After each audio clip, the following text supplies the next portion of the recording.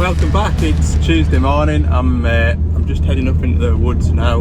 The weather is it's dry, it's warm as well, so nothing to complain about. We'll go and get a look at this 160-7 and get the first service done. So going by the service schedule, 250-hour first service. It only requires return filter and a pilot filter, but I'll do the final drives as well, just because I'm in the habit of doing it, and it'll not take any hurt doing that. So yeah, we'll go and get that done.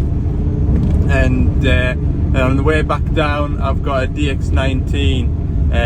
On the DX19s, you've got the blade and you've got the track extension. They're on the same hydraulic circuit, and there's a changeover valve that swaps between, you flick a switch in the cab, it swaps between blade up and down and tracks in and out. And the fault is that the tracks slowly creep in and the blade slowly drops. So it could either be the rotary coupling, or I suspect the seals in the changeover valve, or the changeover valve itself is leaking oil. So I've got a changeover valve in the van. I'll go and try that first before I head towards the rotary coupling. So that's what's on the cards for today, and yeah, we'll see what else comes in, if anything comes in. But other than that, it should be a fairly straightforward day. So let's go and find this 160 Hydra. Ugh, what is that? That's not a Doosan. Oh wait, there it is.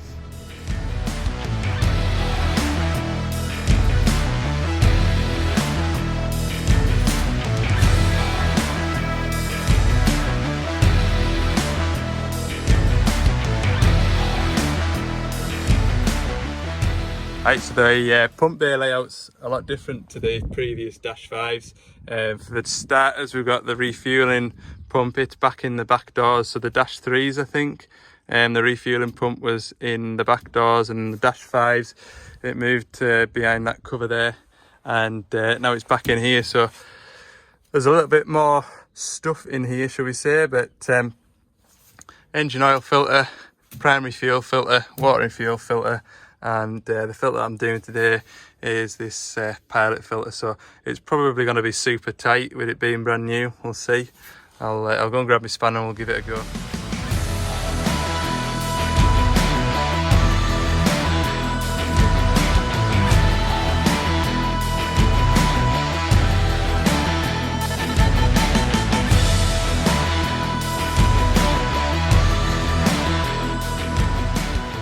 So that's the return filter change. So we're just about done really. I'm just gonna check everything over now, make sure there's no oil leaks, and check that all the oil levels are present and correct. And yeah, pack up and get down to the next job.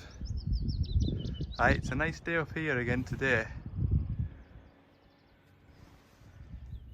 I've just been having a look over this engine, and I noticed this, look. So there's a metal cable here, and I thought, oh, that's a really good idea. So it's attached to the fan on the clutch assembly part of it, and yeah, I reckon that purpose of that fan, or that cable, is if ever that fan drive shears off, or the fan becomes detached, it'll prevent it from going through the oil coolers and the radiator. Look, that is a good idea. It's not a common problem that I've seen anyway. I've had one or two sort of depart the machine, but that was on the older engines, the Perkins engines. Yeah, some folk have been less lucky than others when it's done that, but that's a tremendous idea if you ask me. That's that service complete, and yeah, 273 hours, and the machine's been no trouble. Good bit of feedback from the driver as well. So he previously drove the old generation, the Dash 5 160 high track, and yeah, from what he's saying, there's lots of good positive improvements over the previous model, which is good. And now, what was the only comment he had about the machine, his only niggle, was the size of the bottom wiper blade. so I don't think that's too bad really. But yeah, I'm just slowly heading out the woods now. It's a bit of a rough old track. I'm gonna head back down towards Carlisle now and go and find a DX19 that I mentioned earlier, so I'll catch back up with you when I get to my next job. All right, so that's my solenoid coil, my changeover valve there, and yeah, I'm gonna need to dig that out. So I don't think I've got a socket deep enough that'll slide right the way over the coil. Well, obviously I'll take the coil off, but I don't think I'll have a socket deep enough to go over it, so probably gonna have to take this off and then take the inside of here out, and then I can get a spanner on it here hopefully. So yeah, join me in 20 minutes time while I'm completely frustrated and annoyed. Right, that's it in. So yeah, taking that out was a waste of time, because when I got it in, I got it off, this bracket here was in the way of getting a spanner on it anyway. So I got a spanner in that way, and yeah, no fight whatsoever, so I'll remember that for next time. Right, I've had a track around in the yard and everything's all right. The customer's had a go and he's happy, so put this back together. Do you know what's worse than pulling them out? Putting them back in. I tell you, that is a real puzzle how you get them back in there. I've got that one in, just. Get the other one in now. Right, that's the lunch eating. It's 2 o'clock. I've got half-hour drive back through to Carlisle, and I'll chuck all my waste oils out, and my filter bin is packed to the rafters, so I'll get that emptied. I'll load up with tomorrow's loading shovel service. Just back at the yard now, and look, I've had a delivery. It's, if you don't know what it is, it's a big box. It is a fuel tank. So that's for that DL550. If you watched my earlier videos, there was a crack in it. So yeah, there's a good job to do at some point this week. I'll give the fella a phone now and tell him not to put any more diesel in it. So the question remains, how am I going to get that all the way down to South Cumbria, because that'll either be too heavy for the van or too big for the van. So yeah, previously I had a tow bar on the van, although I didn't have a trailer license, and then when they got rid of the trailer license rule, I could tow a trailer, hence why I managed to get those rubber tracks swapped on that 8.5 ton digger with the trailer on.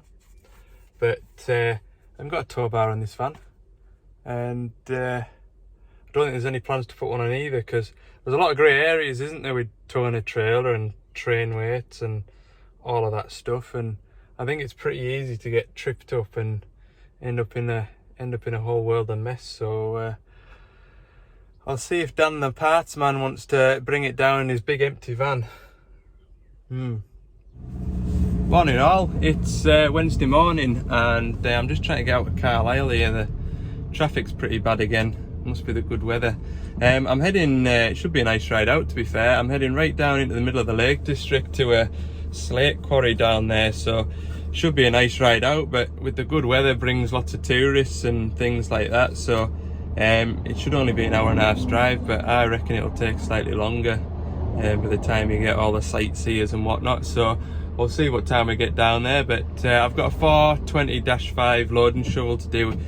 It should be a 500-hour service, but when I looked at the service sheet that it had last time, I didn't service it last time, it had axle oils and a 1,000-hour service, so I'm going to do a engine oil service and air filters today. So yeah, we'll get down into the Lake District and see what we see.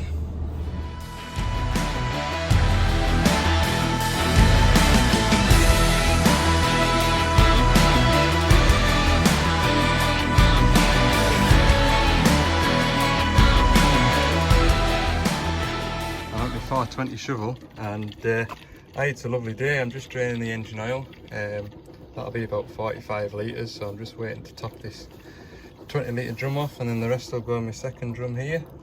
Engine oil and filter change, 2 fuel filters, well 3, pilot filter and a couple of air filters, so we'll crack on with this.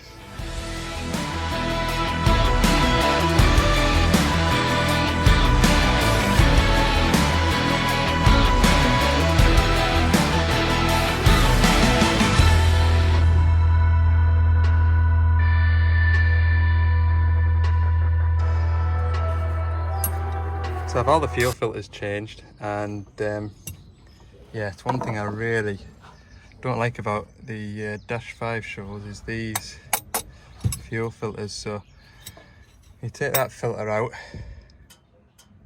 the fuel that's to pass through there to clean it before it goes into there sits in that chamber, so you have to pump the fuel out of there into there, replace that filter, and then do the same with that filter. So this chamber here is completely empty, and what a fight you've got to try and pump the fuel through. Tried cracking that off, there doesn't seem to be any air coming out of there. Tried cracking that one off, there's no air coming out of there. Stripped that down and had a look at it, everything seems alright there. It's always a fight. This will take me half an hour on a good day to get this fuel blade through. It's just after 1 o'clock now, and yeah, I spent about an hour and a half trying to get the fuel blade through. So in these pepper pots here, you've got a non-return valve here and a non-return valve here. You can get at that one just by flicking it out, and there's a bit of muck keeping it open, so I cleaned it out, put it back in, and then it still wasn't building any kind of pressure on the hand primer. And I think this one in here is jammed. I managed to fill this bit here with diesel and pump it till eventually it started pumping on its own steam, but it took a hell of a doing like. So yeah, you can come to a service like this that should take you an hour and a half, and well, it's taken us an hour and a half just to bleed that filter. Anyway, I've changed this filter in here, so this is the brake pilot filter. In the new Dash 7s, it's actually mounted up in here, so you don't have to take the toolbox off to get that plate off to get the filter. So that's definitely a good improvement. Now I spoke to the driver and I said, do you use that toolbox? He says no. Do you mind if we keep it off? Just then it's a case of take that plate off, straight in at the filter, because that toolbox over there is a lot heavier than it looks. And when you're in there every 500 hours, it's not much fun. So right, we're nearly there. I've just got a outer air conditioning filter to change. I've got the front windscreen wiper to adjust. I've just been on greasing the drive shaft, but as usual you get clambered underneath the machine. Electric grease gun gives it half a dozen pumps and then runs out of grease. It's always the same when you come to your grease gun. You've never got a full cartridge in, and then I'm gonna have a look at that belly plate hanging down, see if I can try and fix it back up into place, because that just looks like it's scooping up some rock and stuff. So try and get that secured before it gets pulled off, and obviously it'll probably do some damage in the process. So little sledgehammer, squared up, new bolts. The wise man once said, didn't have to do it, I did it anyway.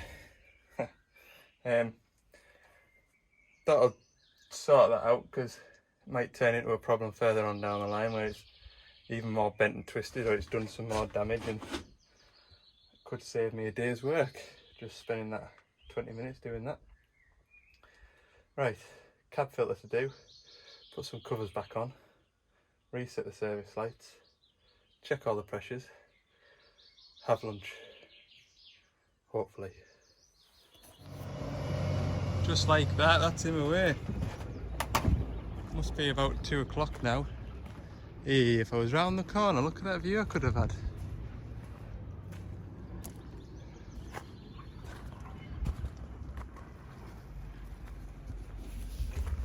Tell you what, I've got some nice sites that I visit. I've never been here before, but it's been nice. Apart from the actual job itself, that's just been an absolute torturous, appalling time of it. Every filter was tight, and yeah, everywhere I looked there was something to do. But anyway, sure they'll have got the money's worth. Right, I'm gonna pack up the van, and I've got, oh look, I've got signal now. Oh ho ho, if only you knew how warm that bait box felt. I think I might go and find a shop. Right, it's 4:45 and I've just got the van unloaded. Everything's set for tomorrow. So tomorrow I've got a 550 loading shovel. I've got a fuel tank to go and put on it. And then Friday I've got a track tensioner to reseal. So yeah, a couple of nice little jobs that'll keep us entertained. I have got a 300 and a 420 to service as well next week, but truth be told, we're running short of engine oil, and I don't have enough engine oil to do those services. The oil order was put in March and we're still waiting on it. So I've just had an email to say the oil should be with us mid next week, so that'll probably be Friday. Right, that's the phone ringing. I'll catch you in a bit. We'll leave it at that for today. Thanks very much for watching, and don't forget, if you haven't already, hit the subscribe button, and yeah, for more bits and pieces throughout the week, head over to Ali's Digger Diary on Instagram as well, and give that a follow.